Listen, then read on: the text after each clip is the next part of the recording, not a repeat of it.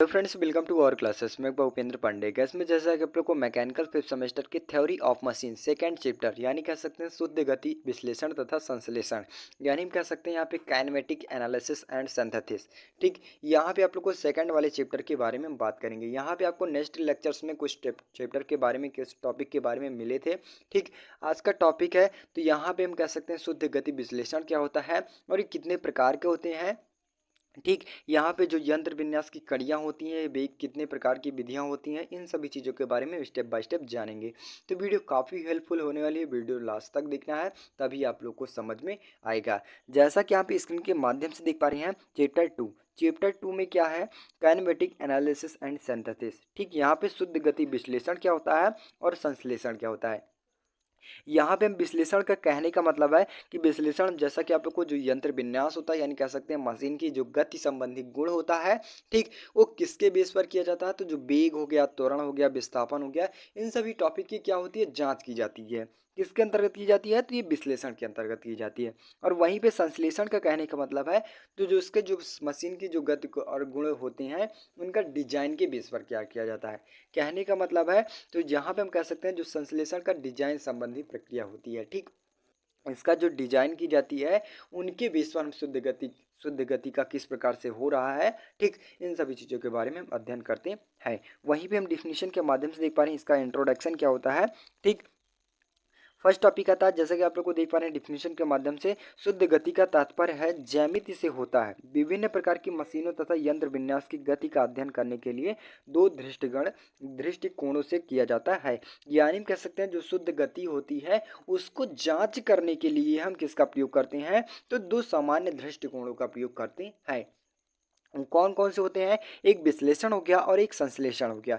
अब जैसा कि आप लोग को बता ही गया, विश्लेषण का कहने का मतलब है जो यहाँ पे जो मशीन की गति संबंधी गुण होते हैं और लक्षण होते हैं। ठीक, जो गुण होते हैं और लक्षण होते हैं उनमें कौन कौन से प्रक्रियाएं उत्पन्न हो रही हैं, जैसा कि आप लोग को वेग हो गया, त्वरण हो गया, विस्थापन हो गया, इन सभी टॉपिक की जांच की जाती है। ठीक, स्टेप बाय स्टेप।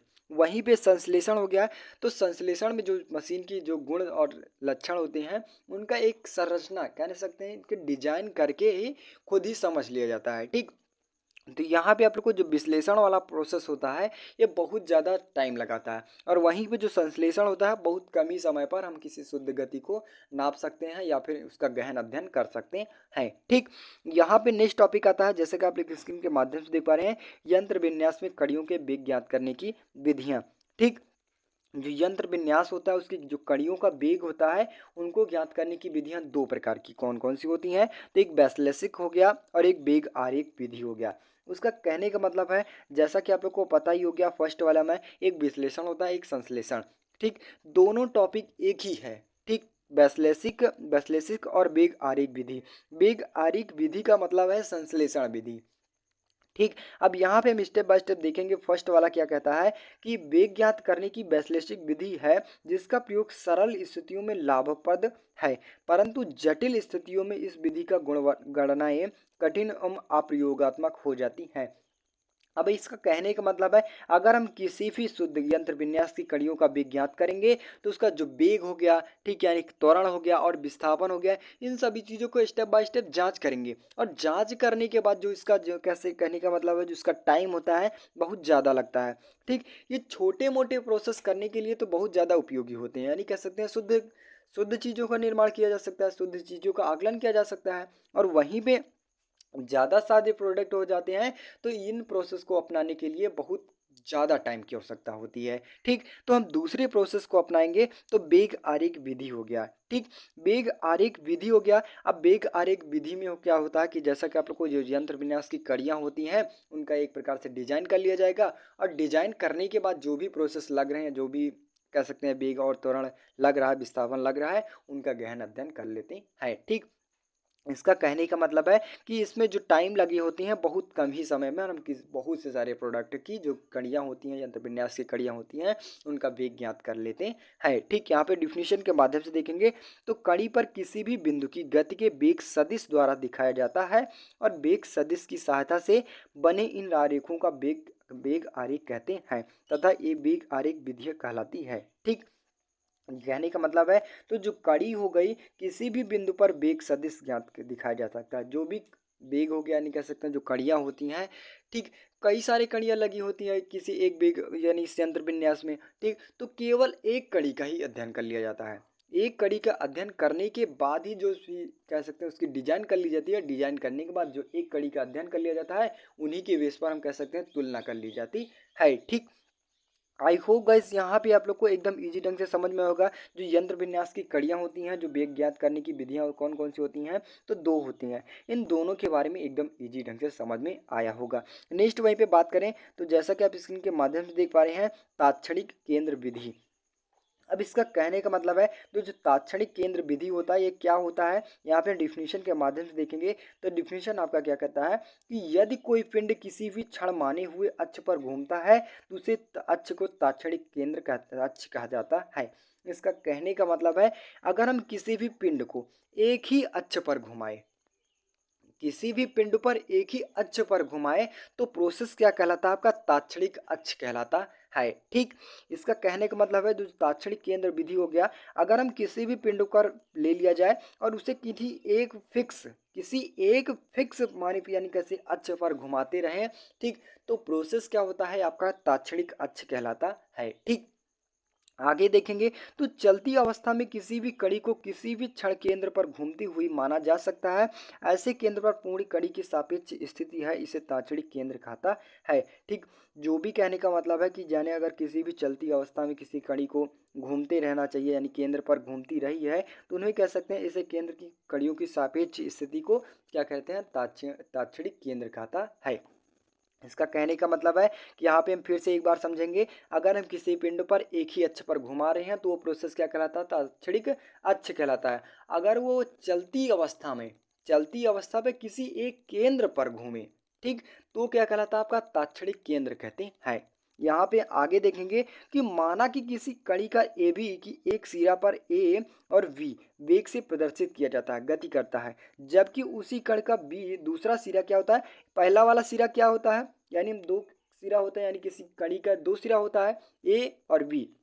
जो पहला वाला सिरा बताया गया है ए और वी वेक्टर वी होता है और सेकेंड वाला बी क्या होता है, वेक्टर वी, और जो वी वाला वैन होता है उसको बी से प्रदर्शित करते हैं और ए बी से उसकी गति की दिशा में लंबवत रेखाएं खींचती हैं जो ए वन पर मिलती हैं और किसी रेखा पर बिंदु तात्क्षणिक केंद्र कहलाता है। यहाँ पे फिगर के माध्यम से देखेंगे जैसा कि आप लोग को यहाँ पे दिखाया गया है, ठीक। इसका कहने का मतलब यही हुआ, ठीक। आई होप गाइस यहाँ पे आप लोग को तात्क्षणिक केंद्र यानी कि तात्क्षणिक केंद्र का फिगर एकदम इजी ढंग से समझ में होगा। आगे बात करें तो माना कि पिंड का कोणीय वेग क्या होता है, डब्ल्यू होता है, ठीक।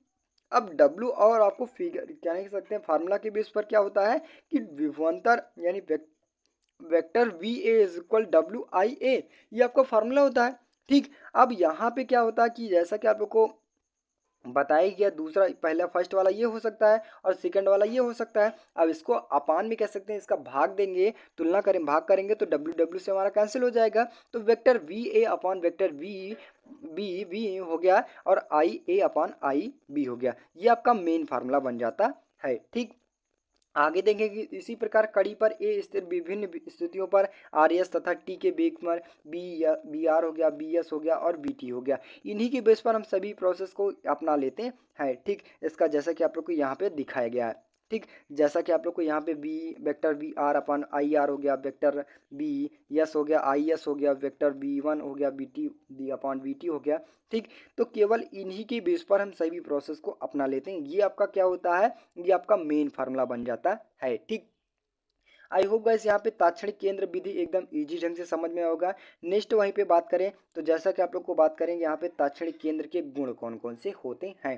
तात्क्षणिक केंद्र एकदम इजी ढंग से समझ में होगा। नेक्स्ट बात करें तो तात्क्षणिक केंद्र गुण कौन कौन से होते हैं, यानी कह सकते हैं यहाँ पे फर्स्ट आता है तो विन्यास के माने हुए ढांचे के लिए एक दृढ़ कड़ी दूसरी कड़ी के सापेक्ष तात्क्षणिक केंद्र पर तात्क्षणिक घूमता है।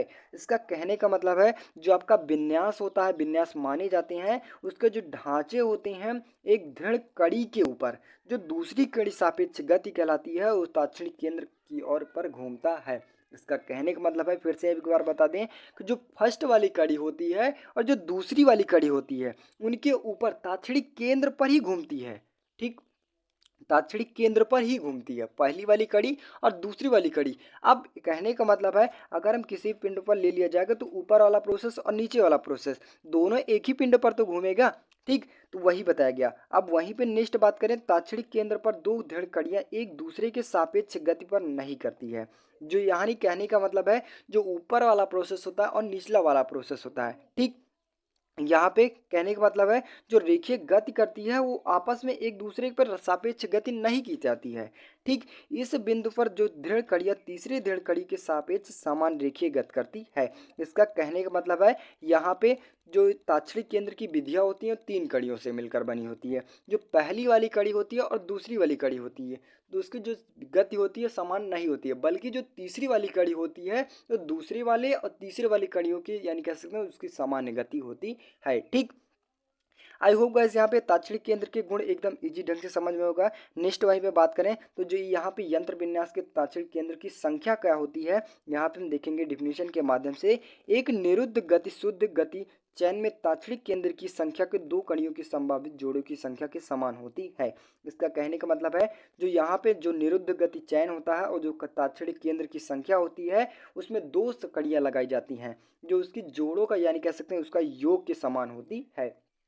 फर्स्ट वाली कड़ी और दूसरी वाली कड़ी उसके इक्वल क्या होता है, ताक्षणिक केंद्र की संख्या होती है। यहाँ पे ताक्षणिक केंद्र की संख्या यन बराबर क्या होता है, ये स्मॉल यन और ब्रैकेट में n-1/2, जहाँ पे यन क्या है आपकी कड़ियों की संख्या होती है। यहाँ पे कह सकते हैं n1 और n2, ठीक, इज इक्वल यन। यहाँ पे कहने का मतलब है जो यहाँ पे आपको पहली वाली कड़ी होती है और दूसरी वाली कड़ी होती है उसका योग होता है ताक्षणिक केंद्र की संख्या के बराबर। ठीक, वहीं पे नेक्स्ट बात करें तो ताक्षणिक केंद्र के प्रकार कौन कौन से होते हैं। एक बद्ध ताक्षणिक केंद्र हो सकता है और एक अस्थायी ताक्षणिक केंद्र होता है और एक चल तथा अस्थायी केंद्र होता है। अब यहाँ पे कैसे करने मतलब है बद्ध ताक्षणिक केंद्र, अगर हम किसी पिंड पर किसी जगह फिक्स कर दें वो आपका क्या प्रोसेस और घुमाए, ठीक, वो प्रोसेस क्या कहलाता है, ताक्षणिक केंद्र कहलाता है। और वहीं पे अस्थायी, किसी भी बद्ध और अस्थायी एक ही होता है, ठीक, इसका कहने का मतलब दोनों को फिक्स कर दिया जाता है। और वहीं पे चल तथा अस्थाई कहने का मतलब है किसी चीज़ पर किसी पिंड को फिक्स ना किया जाए और कुछ समय पर ही वो अपने स्थान परिवर्तन करते रहे। ठीक, और परिवर्तन करने के बाद अगर किसी पिंड पर यहाँ पे है प्रोसेस अपना रहा है तो उसे यहाँ पे कुछ समय तक ये जो प्रोसेस है अपना वर्कआउट करे, फिर दूसरे समय पर कुछ ना समय आने पर वो दूसरे स्थान पर हो जाए।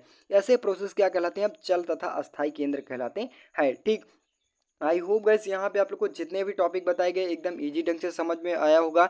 कौन कौन से, तो शुद्ध गति विश्लेषण और संश्लेषण क्या होता है, जो यंत्र विन्यास की कड़ियाँ होती हैं इनके जो प्रोसेस होते हैं एकदम इजी ढंग से समझ में होगा। और ताक्षणिक केंद्र विधि क्या होती है, इन सभी चीज़ों के बारे में स्टेप बाय स्टेप जाने। तो बस गैस आज के लिए इतना, वीडियो अच्छी लगी हो चैनल पर नए हो चैनल को सब्सक्राइब कीजिए, ज़्यादा से ज़्यादा शेयर करने की कोशिश कीजिए। मिलते हैं नेक्स्ट वीडियो में, तब तक के लिए जय हिंद।